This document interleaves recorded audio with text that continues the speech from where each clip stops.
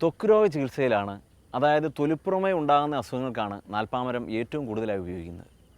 അത്തി, ഇത്തി, ആല്, അരയാല് എന്നീ 4 വൃക്ഷങ്ങളുടെ തൊലിയാണ് ഔഷധങ്ങളിൽ ചേർക്കുന്നത്. നാൽപ്പാമരാതി കേരം, നാൽപ്പാമരാതി ചൂർണം തുടങ്ങി വിവിധ ഔഷധങ്ങൾ വ്യത്യസ്തമായ രോഗചികിത്സയ്ക്കായി ഉപയോഗിക്കുന്നുണ്ട്. 4 പാൽ മരങ്ങളാണ്. അതിൽ നിന്നെല്ലാം പാല് വരുന്നതാണ്. പാല് വരുന്നത് വേറെ ഉണ്ട് പലതും. ഇത് പ്രത്യേകിച്ചും ഒരു ശ്രേഷ്ഠമായിട്ടുള്ള 4 പാൽ മരങ്ങളാണ്. പാൽമരം അത് ലോപിച്ച് പാമരായി. അതാണ് 4 പാമരം. അതിൽ അത്തി, ഇത്തി, അരയാല്, പേരാല്. അതിൽ ഏറ്റവും ശ്രേഷ്ഠമായിട്ടുള്ളത് പേരാല്. അതിൽ താഴെ അരയാല്. മറ്റ് അത്തിയും ഇത്തിയും അതിൽ താഴെയാണ്. കൂടുതൽ ഉപയോഗമുള്ളത് പേരാലും അരയാലുമാണ്. പേരാലിൻ്റെ അതുകൊണ്ടെക്കൊണ്ട് പല പ്രയോഗങ്ങളും പറയുന്നുണ്ട്. ഇത് 4 കൂടിയാൽ പല അസുഖങ്ങൾക്കും, പ്രത്യേകിച്ചും ഈ സ്കിൻ ഡിസീസിന്, തൊലിപ്പുറമെയുള്ള അസുഖങ്ങൾക്ക്, മലയാളം തന്നെ പറയാം, തൊലിപ്പുറമെയുള്ള അസുഖങ്ങൾ, അതുപോലെ സ്ത്രീകളെ സംബന്ധിച്ച്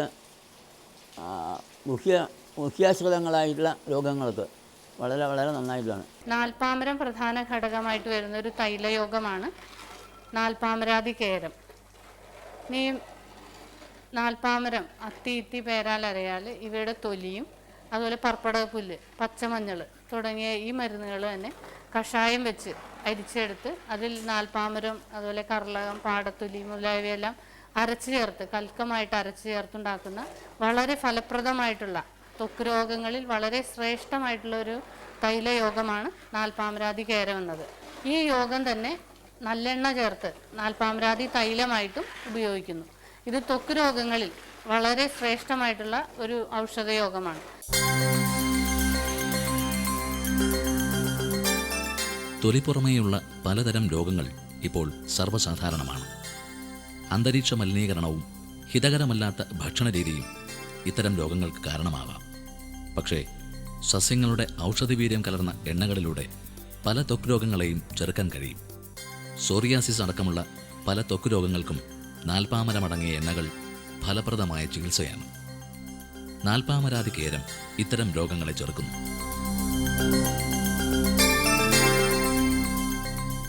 പ്രസിദ്ധമായിട്ടുള്ളത് നാൽപ്പാമരാതി തൈലം, നാൽപ്പാമരാതി കുഴമ്പൊക്കെ തന്നെയാണ്. ഈ നാൽപ്പാമരാതിയുടെ അത് തേക്കിൽ, കെടും, ചൊറി, കിലാസ, പുരാണ, കുഷ്ഠം അത് തേച്ചാൽ എല്ലാ തരത്തിലുള്ള ചൊറിയും ശമിക്കും.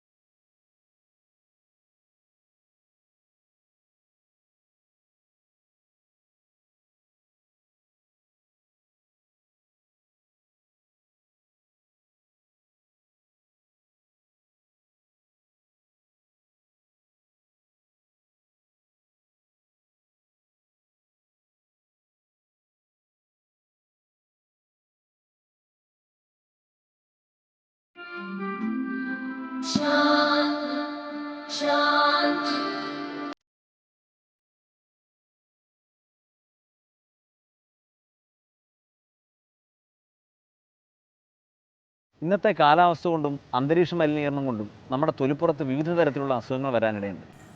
ഇത്തരത്തിലുള്ള അസുഖങ്ങൾ വരുന്നതിന് മുമ്പേ ചെറുക്കാൻ നിത്യേന നാൽപ്പാമരാതി എണ്ണ തേച്ച് കുളിക്കുന്നത് ഒരു ശീലമാക്കിയാൽ മതി. നാൽപ്പാമരാതി ഔഷധങ്ങളിട്ട് തിളപ്പിച്ച വെള്ളം കുട്ടികളെ കുളിപ്പിക്കാനും ഒക്കെ കേരളത്തിൽ പണ്ട് മുതൽ ഉപയോഗിച്ച് വരുന്നതാണ്. നമുക്കങ്ങനെ ഒരു സമ്പ്രദായം, ഒരു ആചാരമുണ്ട്. അതിപ്പോൾ നാൽപ്പാമരാതി വെളിച്ചെണ്ണയിലാകുമ്പോൾ കുട്ടികൾക്ക് കൂടുതൽ വിശേഷപ്പെട്ടതാണ്. അമ്മമാർക്കും ത്വക്കിന് നിറം നൽകുന്നതിനും കരപ്പൻ അതുപോലുള്ള മറ്റ് അസുഖങ്ങളിൽ നിന്ന് ശരീരത്തെ സംരക്ഷിക്കുന്നതിനും വളരെ വിശേഷപ്പെട്ടതാണ്. കൂടാതെ ചികിത്സാ രീതികളിലും ഇത് ഉപയോഗിക്കുന്നുണ്ട്. നാൽപ്പാമരാതി വെളിച്ചെണ്ണ നിത്യേന തേച്ച് കുളിക്കാനും ഉപയോഗിക്കാവുന്നതാണ്. ശരീരത്തിനെ ത്വക്ക് രോഗങ്ങളിൽ നിന്ന് സംരക്ഷിക്കുന്നതിനും ഫംഗൽ രോഗങ്ങൾ, ഉഷ്ണ രോഗങ്ങൾ ഇതിൽ നിന്നൊക്കെ സംരക്ഷിക്കാനും നിറം നൽകുന്നതിനും സാധാരണയായിട്ട് ഉപയോഗിക്കാറുണ്ട്.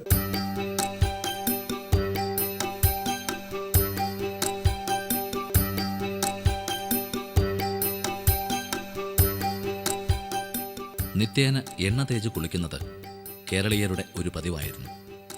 ജീവിതത്തിൻ്റെ തിരക്കിനിടയിൽ നമ്മൾ മറന്നുപോയ ഈ ശീലങ്ങൾ സത്യത്തിൽ നമ്മെ രോഗാതുരരാക്കുകയാണ്.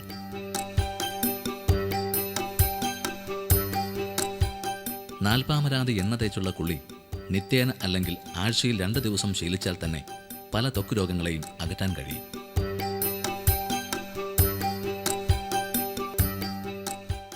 അത് പല കൽപ്പനകളുണ്ട്. കൽപ്പന വെച്ചാൽ കഷായം, പൊടി, ലേഹം, ആസവം, ഗുളിക, നെയ്യ്, ഇങ്ങനെ ആകെ തരത്തിലുള്ള കൽപ്പനകൾ അതിൽ പറയുന്നുണ്ട്. അത് ഓരോ രോഗികളെയും അവസ്ഥാനുസരണം, രോഗിയുടെ ദേഹത്തിൻ്റെ സ്ഥിതി, മറ്റേ ജീവിത രീതി അതനുസരിച്ച് ചിലർക്ക് കഷായങ്ങളാവും നന്നാവുക, ചിലർക്ക് പൊടികളാവും, ചിലർക്ക് ഗുളികകളാവും, ചിലർക്ക് അത് ആസവങ്ങളാവും, ചിലർക്ക് ലേഹങ്ങളാവും. ഇങ്ങനെ പലതരത്തിലും രോഗിയുടെ അവസ്ഥാനുസരണം മാറ്റി മാറ്റി നിർദ്ദേശിക്കാറുണ്ട്.